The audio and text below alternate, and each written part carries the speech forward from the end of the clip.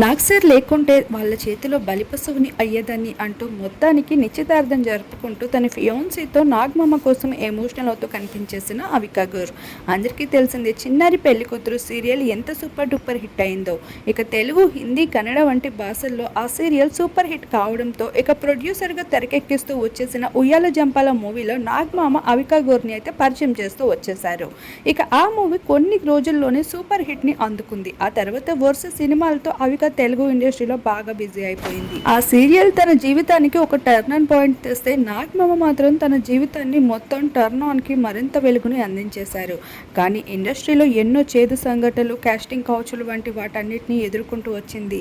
ఈ భాగంగానే ప్రదీప్తో జరిగిన ఇంటర్వ్యూలో ఆ సంఘటనలు కూడా షేర్ చేసుకుంటూ తనని ఒక తెలుగు ఇండస్ట్రీ సభ్యుడు, డైరెక్టర్, ప్రొడ్యూసర్స్ చాలా ఇబ్బంది పెట్టారని, అలానే వాళ్ళతో ఉండమని కూడా చాలా ఇబ్బందులు గురి చేశారని, వాటన్నిటిని తప్పించుకుంటూ భయంతోనే టాలీవుడ్ లో చాలా సినిమాలు రిజెక్ట్ చేశాను అంటూ చెప్పుకుంటూ బాధపడుతూ వచ్చింది. అలానే పాప్కార్న్ మూవీ ఆడియో లాంచ్ లో నాగమామని ఒక్కసారిగా గెస్ట్ కింద చూసేసరికి చాలా ఎమోషనల్ అవుతూ తన చిన్ననాటి జ్ఞాపకాలను గుర్తు చేసుకుంటూ వచ్చింది. వాటన్నిటిని తన ఎంగేజ్మెంట్ రోజు స్పెషల్ గా మరోసారి నాగమామ కోసం తలుచుకుంటూ ఎమోషనల్ గా కొన్ని పోస్టులని షేర్ చేసుకోవడం, అలానే అవికా గౌర్కి నిశ్చితార్థం కూడా జరగడంతో నెటిజన్స్ అంతే కంగ్రాచులేషన్స్ అంటూ బెస్ట్ కామెంట్స్ ని అందిస్తున్నారు.